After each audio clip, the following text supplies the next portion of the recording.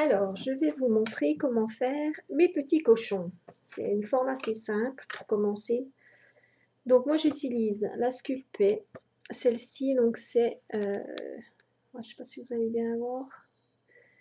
Donc c'est la couleur en fait vieux rose.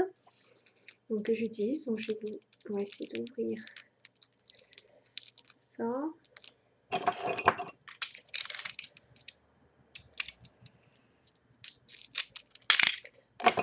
Souvent les pâtes Fimo sont assez chiantes honnêtement à ouvrir.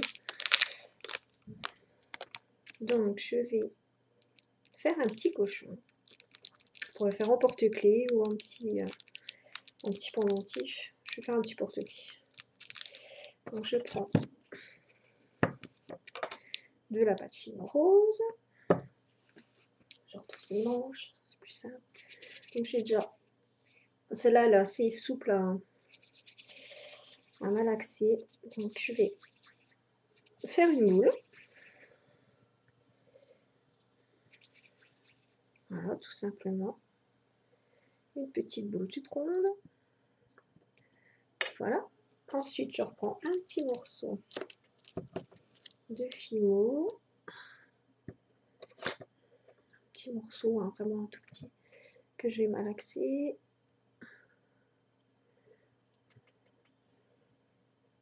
Donc vous voyez, mon plan de travail, c'est du verre. Hein. Donc je peux y aller gaiement, ça va super bien. Donc on fait une petite boule qu'on va aplatir. On va aplatir un petit peu. Voilà, comme ça. Ça donne une petite boule toute aplatie. Donc ça, en fait, dans cette petite boule toute aplatie, je vais faire deux petits pains. Donc moi, j'utilise ça. Vous pouvez très bien utiliser donc votre cure-dent sans aucun problème. Donc je fais deux petits trous. Tac. Donc voilà, les deux petits trous. Donc je mets le petit nez. On appuie bien pour pas que ça se décolle. Parce que souvent, des fois après cuisson, si on n'appuie pas bien, les parties vont se défaire. Donc voilà, j'ai de profil donc mon petit nez de cochon. Ensuite, je reprends donc une petite part encore que je vais couper. Je vais essayer de couper en 4 parts égales. Donc je coupe déjà en deux et je recoupe en deux. Tac. Donc c'est vraiment un petit cochon, mais vraiment très basique. Moi, je les trouve super mignons comme ça. Et ils plaisent bien. Je sais qu'en principe... Donc je fais des toutes petites boules. Comme ça. Donc on met bien la paume de la main bien droite comme ça. Parce que si vous mettez comme ça, la boule ne sera pas bien ronde. Donc voilà. Hop. J'en prends une.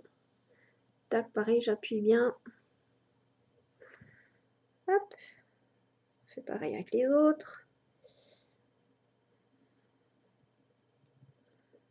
Tac. Hop. On continue.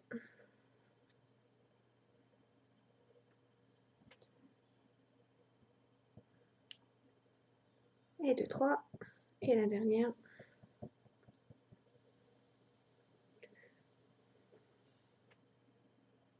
Tac. Est-ce qu'ils tiennent debout? Oui. Voilà. Donc qu'est-ce qui nous manque? Les petites oreilles. Donc là, on en fait les toutes petites. Tac. Pareil, on essaie de prendre deux parts égales. Donc là, je malaxe. Je vais aplatir le long sur mon doigt, comme ça, pour faire beaucoup plus fin. Oui, un petit cochon qui se fait la malle. Je vais le mettre par là, pas qu'il me gêne. Tac. Donc j'aplatis. Et ensuite, donc sur l'extrémité, je vais appuyer légèrement pour donner... Pour faire un petit pointu au-dessus.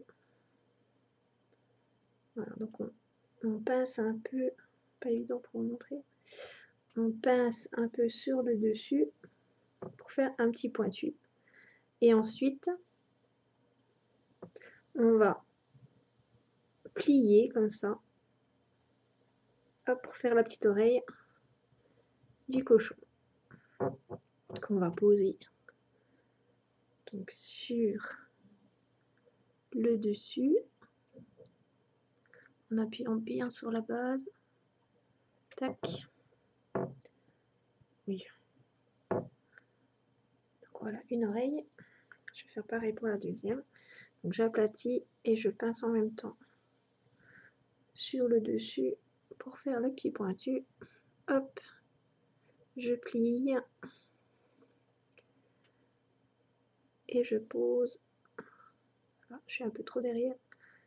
Tac, c'est à peu près bon. Il n'est pas une tête toute en biais, toute côté, le pauvre cochon. Déjà qu'ils sont pas forcément bien aimés, les pauvres, si en plus je lui fais une tête toute bizarre. Tac.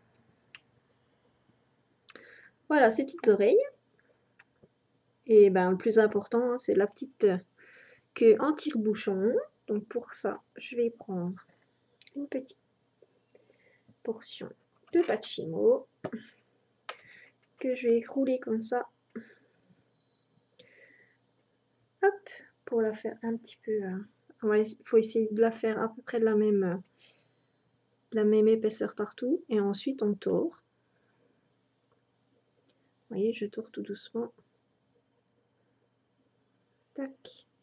En laissant bien un petit pouch-pouch comme ça au bout, petite extrémité un peu pointue pour bien montrer la petite queue en tire-bouchon. Et on colle donc juste derrière. Donc pareil, on essaie de bien appuyer pour pas... Voilà mon petit cochon. Donc il me restera plus qu'à faire. Il a un petit peu le nez de travers. Hein. On va essayer de redresser son petit nez. Voilà. Donc il me restera plus qu'à faire les petits yeux après cuisson. Soit, vous pouvez faire soit 2 petits yeux, donc avec un petit peu de fimo noir, hein, pour mettre deux petites boules pour faire les yeux. Ou soit, moi ce que j'utilise, c'est un petit feutre permanent en fait, pour faire les yeux, que je mets juste avant de vernir, pour que ça tienne. Voilà mon petit cochon. Vous voyez, c'est assez simple à faire, la forme est sympa. Je sais que, en principe, ils plaisent bien, les petits cochons. Donc voilà. Un premier tuto pour réaliser un petit truc sympa, un petit peu kawaii. Donc le petit cochon avec sa petite queue en tire-bouchon. Voilà.